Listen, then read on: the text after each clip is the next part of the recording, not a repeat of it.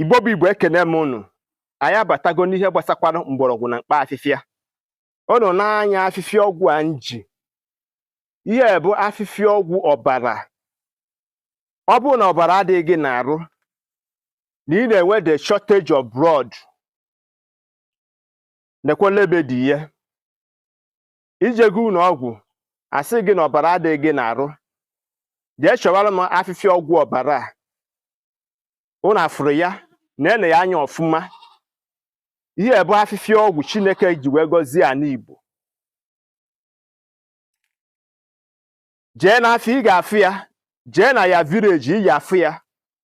Kpata afịfịa ọgwụ a, sie ya. Ọ bụrụ na isichaa ya, ngwa ngwa isichara ya, ọ ga na-acha ọbara ọbara. Ọ ga na-acha ọbara ọbara. Ị na-aṅụrụ mmiri ya morning, afternoon and evening. Merụ nye ofu izu, merụ nye izu na-abụọ. Jeelu m test ka edenekwa ọzọ. Ihe anyị na-ekwu bụ onye rụ ụka ọfụ n'anya, onye ju ogwugwu ọṅụara udo.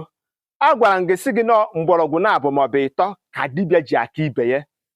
N'efu ka anyị natara, n'efu ka anyị ga-enyekwa. Jee gụọ book of Matthew chapter 22 verses 14. Egụkwara the book of Luke chapter 17 verses 11 to 22. Ị ga-afụ ihe ọ kọwara ebe ahụ. Nke a bụrụ na ị na-eje ụka, nke a bụrụ na ị na-agọ mmụọ. Ihe anyị na-eme bụ ka ọ dị mma.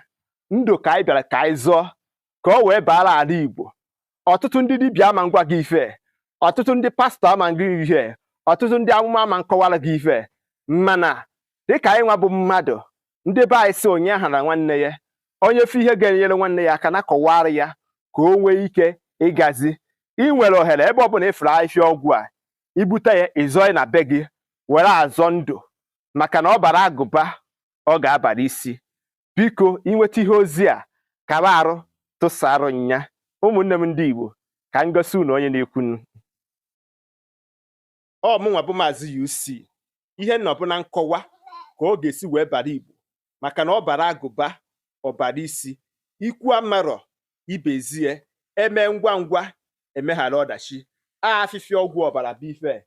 Unu fụrụ ya, ọ dị n'uju, ọ dị ebe a, ọ dị mba iru ilo. Nke anyị ma ka anyị na-akọwa, anyị anaghị akọwa nke anyị amaghị. Onye ju ogwugwu ọṅụara udo, onye sikwa na ọnwa aṅụ ya, anyị abụọ na nke ikpeazụ a. Igbo bụ Igbo, si ụgwọ iji mbụ ife ozi a, biko tụsara nya. Ụmụnne m, aghara ndụ kpaa akụ, onye iro erie. Ndewonu.